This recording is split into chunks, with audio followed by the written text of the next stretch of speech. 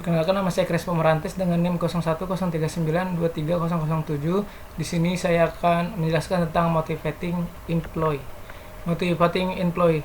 Menurut Stephen P. Robbins, motivating atau motivasi adalah dorongan baik dari dalam maupun dari luar diri seseorang yang membangkitkan ataupun mengarahkan dan mempertahankan perilaku menuju pencapaian tujuan tertentu. Terdapat 5 tingkat hierarki menurut Maslow.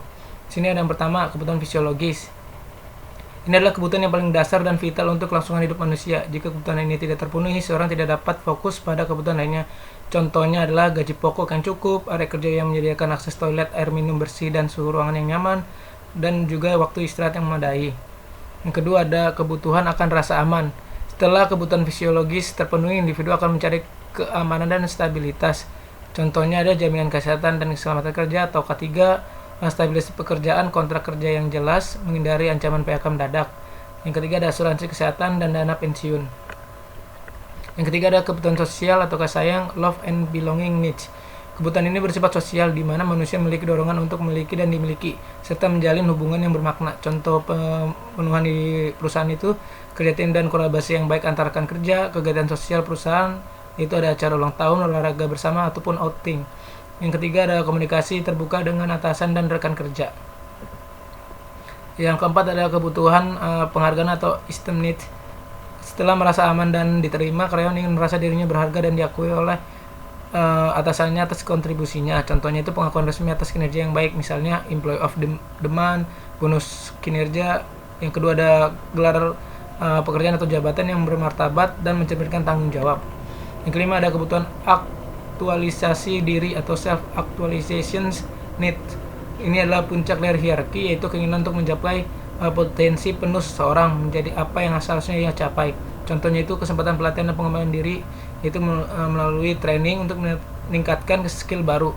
Yang kedua ada jalur karir yang jelas atau career path dan peluang promosi. Di sini kita akan masuk ke McGregor teori X dan teori Y, di mana menurut Robin ini ada dua pandangan yang sangat berbeda yang dipegang oleh manajer mengenai sifat manusia. Pandangan yang secara implisit mempengaruhi cara manajer berinteraksi dengan karyawan. Nah, implikasi menurut si Robin itu ada di sini, ada karakteristik teori X pandangan negatif dan teori Y pandangan positif. Di sini kita ambil sikap terhadap pekerjaan. Karyawan tidak menyukai pekerjaan dan akan menghindari sebisa mungkin. Untuk pandangan positifnya, karyawan melihat pekerjaan sebagai sesuatu yang alami atau sewajarnya, seperti istirahat atau bermain. Kita ini langsung masuk ke tanggung jawab. Karyawan menghindari tanggung jawab dan lebih memilih biarkan secara formal. Nah, untuk pandangan positif itu, karyawan belajar untuk mencari dan menerima tanggung jawab. Nah, teori X ini, jika seorang manajer menganut teori X, ia akan menerapkan gaya manajemen yang autokratis, di mana ia akan melakukan pengawasan ketat, memberikan aturan dan prosedur yang rinci, dan kurang mendelegasikan wewenang. Untuk teori Y sendiri, jika seorang manajer menganut teori Y, ia akan menerapkan gaya manajemen yang demokratis dan partisipatif. Manajer akan memperluas pekerjaan atau job enrichment, mendelegasikan wewenang, dan memberikan kesempatan kepada karyawan untuk berpartisipasi dalam pengambilan keputusan. Di sini kita akan masuk ke Herzberg two factor theory. Menurut Robin, Herzberg membagi faktor-faktor yang mempengaruhi motivasi dan kepuasan kerja menjadi dua kategori independen. Yang pertama ada faktor higienis atau hygiene factor. Faktor-faktor ini berhubungan dengan konteks pekerjaan dan dapat menghilangkan ketidakpuasan, tetapi tidak serta-merta menciptakan kepuasan atau motivasi. Jika faktor ini tidak memadai, karyawan akan merasa sangat tidak puas.